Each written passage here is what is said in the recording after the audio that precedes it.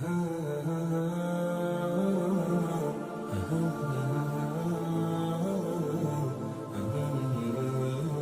وہ بابرکت مہینہ ہے جس میں آپ کے اور میرے آقا محمد مصطفیٰ صلی اللہ تعالیٰ علیہ وسلم کی ولادت باسعادت ہوئی ہے۔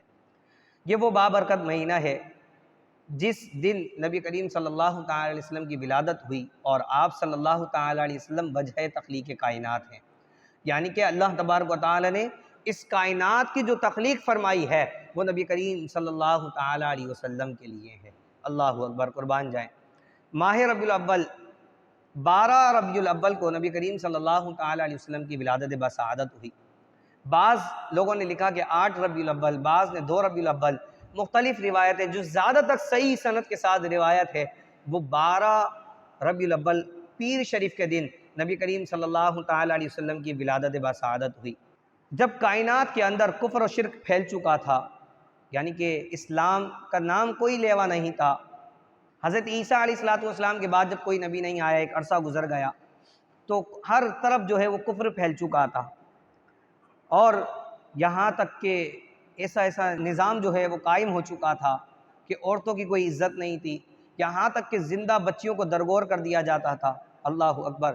اس عرب کے اندر اللہ تبارک و تعالی نے نبی کریم صلی اللہ تعالیٰ علیہ وسلم کو مبعوث فرمایا، اور 12 ربیع الاول کو حضور علیہ السلام کی ولادت ہوئی۔ شاعر کیا خوب فرماتے ہیں کہ نثار تیری چہل پہل پر ہزاروں عید ربیع الاول، سوائے ابلیس کے جہاں میں سبھی تو خوشیاں بنا رہے ہیں، اور کیوں نہ ہم خوشیاں منائیں، ہمیں خوشی منانی چاہیے۔ کیوں منانی چاہیے؟ کہ نبی کریم صلی اللہ تعالیٰ علیہ وسلم کی ولادت جب ہوئی، خود رب کائنات قرآن مجید فرقان حمید میں ارشاد فرماتا ہے، قل بفضل اللہ وبرحمتہ فبذالک فلیفرحوا، کہ جب اللہ کا فضل تم تک آ جائے، اللہ کی رحمت تمہارے پاس آ جائے تو تمہیں چاہیے کہ تم اس کا خوب چرچا کرو۔ کون فرما رہا ہے؟ اللہ فرما رہا ہے۔ اور صرف یہی نہیں چرچا کرو، اللہ نے فرمایا قل بفضل اللہ وبرحمتہ فبذالک فلیفرحوا هو خیر مما یجمعون، اور اللہ فرماتا ہے اس پر خوب خرچ بھی کرو، اور یہ اس سے بہتر ہے جو تمہارے پاس مال جمع ہوا ہے، یعنی کہ جو تم نے مال اپنے گھر میں جمع کر کے رکھا ہوا ہے، یہ اس مال سے بہتر ہے جو تم اس پر اللہ کے فضل اور اللہ کی رحمت کے چرچے پر خرچ کرو۔ اللہ اکبر۔ یعنی کہ قرآن سے ثابت ہوا۔ اب حضور علیہ السلام دیکھیے اللہ کا فضل ہے، اللہ کی رحمت ہے، خود قرآن مجید فرقان حمید ارشاد فرما رہا ہے، وَمَا أَرْسَلْنَاكَ إِلَّا رَحْمَةً لِّلْعَالَمِينَ، اے محبوب ہم نے آپ کو رحمت للعالمین بنا کر بھیجا ہے، ہم نے آپ کو رحمت للعالمین بنا کر بھیجا ہے۔ اللہ اکبر۔ جب حضور کی ولادت ہوئی ہے کیا نظارہ تھا۔ حضرت آمنہ رضی اللہ تعالیٰ عنہ فرماتی ہیں کہ جب میرے بطن سے محمد کی ولادت ہوئی ہے، اللہ اکبر، آپ فرماتی ہیں ایک ایسا نور چمکا کہ جس کی وجہ سے تمام پردے جتنے بھی حائل تھے، ملک شام تک کے پردے مجھ سے دور ہو گئے، حائل تھے وہ تمام کے تمام پردے جو ہے وہ اٹھا دیے گئے۔ اور حضرت آمنہ فرماتی ہیں کہ میں اپنے کمرے سے ایران کے محلات کو دیکھ رہی تھی۔ اللہ اکبر۔ یعنی کہ تمام پردے جو ہے وہ ہٹ گئے تھے، اور نبی کریم صلی اللہ تعالیٰ علیہ وسلم کی جب ولادت ہوئی، آپ فرماتی ہیں کہ حضور علیہ السلام ختنہ شدہ پیدا ہوئے تھے۔ اللہ اکبر۔ جب حضرت عبداللہ بن عبد المطلب، حضرت مطلب کو جب اس بات کی خبر دی گئی تو آپ نے فرمایا یہ اللہ کی طرف سے بڑی عظیم نشانی ہے۔ اور حضرت آمنہ خود فرماتی ہیں کہ جب میں حاملہ ہوئی تھی نا، آپ فرماتی ہیں کہ مجھے کوئی آیا اور آ کر یہ بات کہہ کے گیا کہ تو حاملہ ہو چکی ہے۔ آپ فرماتی ہیں کہ جب میں حاملہ ہوئی تو مجھے اس بات کا پتہ نہیں چلا تھا، لیکن بس اس بات سے پتہ چل گیا تھا کہ جو عورت کے خاص ایام ہوتے ہیں وہ آنا بند ہو گئے تھے۔ آپ فرماتی ہیں کہ جس طرح اگر کوئی ایک عورت حاملہ ہو جائے اس کو مشقت ہوتی ہے، تکلیف ہوتی ہے، اس کے پیٹ پر ایک بوجھ ہوتا ہے، آپ فرماتی ہیں کہ جب عبداللہ کے پشت سے محمد صلی اللہ تعالیٰ علیہ وسلم میرے بطن میں، میرے رحم میں آئے، آپ فرماتی ہیں نہ مجھے کبھی مشقت ہوئی، نہ کبھی میرے پیٹ پہ کوئی بوجھ پڑا۔ اللہ اکبر۔ آپ فرماتی ہیں جس طرح میں عام روٹین میں رہا کرتی تھی، حاملہ ہونے کے بعد بھی میرا یہی معمول تھا، اور میں اکثر دیکھا کرتی کہ آسمان کے فرشتے مجھے آ کے سلام پیش کیا کرتے تھے۔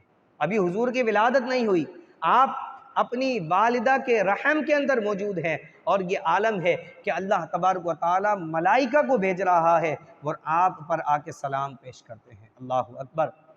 اور جب حضور کی ولادت ہوئی تو حضرت آمنہ فرماتی ہیں کہ میں نے دیکھا جبریل امین 3 جھنڈے لے کر جو ہے وہ آئے، اور آپ نے ایک مشرق میں، ایک مغرب میں، اور ایک جھنڈا جو ہے وہ کعبے کی چھت پر نصب کر دیا۔ آج لوگ کہتے ہیں بھائی نبی کریم صلی اللہ علیہ وسلم کا میلاد منانا جو ہے وہ جائز نہیں ہے، کیوں؟ وہ کہتے ہیں بھائی یہ تو فضول خرچی ہے، اس سے اچھا کسی یتیم کا کھانا کر دو، کسی یتیم یا کسی بیوہ کے لیے جو ہے وہ ساز و سامان کا اہتمام کر دو۔ دیکھیے ہر چیز اپنے وقت پر اپنے کام پر ہی اچھی لگتی ہے۔ یہاں خود رب کائنات نے جب قرآن مجید فرقان حمید میں ارشاد فرما دیا کہ میرے محبوب کی ولادت کا خوب چرچا کیا جائے، رحمت کا خوب چرچا کیا جائے، تو حضور علیہ الصلوۃ والسلام کی آمد ہی سب سے بڑا فضل اور سب سے بڑی رحمت ہے اس کائنات کے اندر۔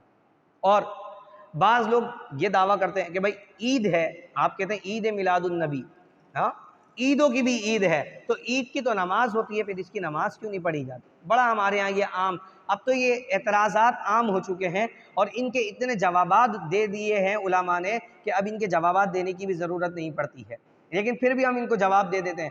دیکھیے جب اللہ تبارک و تعالی نے بنی اسرائیل پر من و سلوہ نازل فرمایا تو بنی اسرائیل نے کیا کہا؟ اے اللہ یہ ہمارے لیے آج عید کا دن ہے اور ہم ہر سال اس پر خوشی منائیں گے، کیوں؟ کیونکہ اللہ نے آسمان سے من و سلوہ نازل کیا تھا۔ ارے بھائی جب من و سلوہ نازل ہو جائے یہ تو کھانا ہے، اور اسے عید کا دن قرآن میں ذکر کر دیا جائے، تو جس دن پوری کائنات جس کے لیے بنائی گئی ہے، جو وجہ تخلیق کائنات ہو، اس کی آمد ہو، تو وہ پھر دن عیدوں کا بھی سردار ہوا کرتا ہے۔ وہ دن ہر عید کی دنوں کا تو سردار، بلکہ ہر عید کی بھی عید جو ہے وہ عید میلاد النبی صلی اللہ تعالیٰ علیہ وسلم ہے۔ اور عید میلاد النبی صلی اللہ تعالیٰ علیہ وسلم بنانے کی بے شمار فضائل اور برکات ہیں، یہاں تک کہ کئی ایسی روایتیں موجود ہیں کہ جب مسلمان عید میلاد النبی بناتے اور کوئی کفار اس کو دیکھتا، اگر وہ صرف تعظیم کرتا، اللہ تبارک و تعالی اس تعظیم کی برکت سے اسے ایمان عطا فرما دیتا۔ یہاں تک کہ سب سے بڑا کافر ابو لہب، جس کی سمجھ لیں مذمت کے اندر اللہ تبارک و تعالی نے پوری سورہ لہب نازل فرما دی ہے، یہاں تک کہ حضرت عبداللہ ابن عباس حضرت عباس فرماتے ہیں کہ میں نے خواب میں ابو لہب کو، جب اس کا انتقال ہو گیا، وہ مر گیا، واصل جہنم ہو گیا، تو کہتے ہیں 1 سال کے بعد میں نے اسے خواب میں دیکھا۔ کون؟ حضرت عباس فرما رہے ہیں۔ حضرت عباس فرماتے ہیں میں نے اسے 1 سال کے بعد خواب میں دیکھا، اور دیکھا کہ وہ بڑے برے حال میں ہے، عذاب کے اندر مبتلا ہے۔ وہ مجھ سے کہہ رہا ہے کہ مجھے صرف پیر کے دن جو ہے، یعنی کہ پیر کے دن جو ہے وہ مجھے عذاب میں تخفیف کر دی جاتی ہے۔ فرمایا اس کا سبب کیا ہے؟ تو اس نے کہا کہ میری جو لونڈی سویبہ تھی اس نے آ کر مجھے اس بات کی خبر دی کہ تمہارے بھائی کے یہاں بیٹا پیدا ہوا ہے، یعنی کہ تمہارا بھتیجا پیدا ہوا ہے۔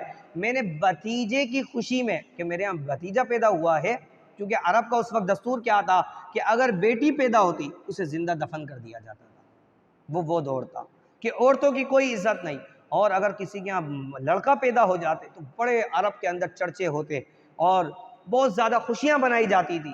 تو جب اسے پتا چلا کہ میرے بھائی کے گھر، میرے چچا گھر جو ہے وہ بھتیجا بیٹا پیدا ہوا ہے، تو بڑا خوش ہوا، اور خوشی میں اس نے اپنی لونڈیا کو آزاد کر دیا۔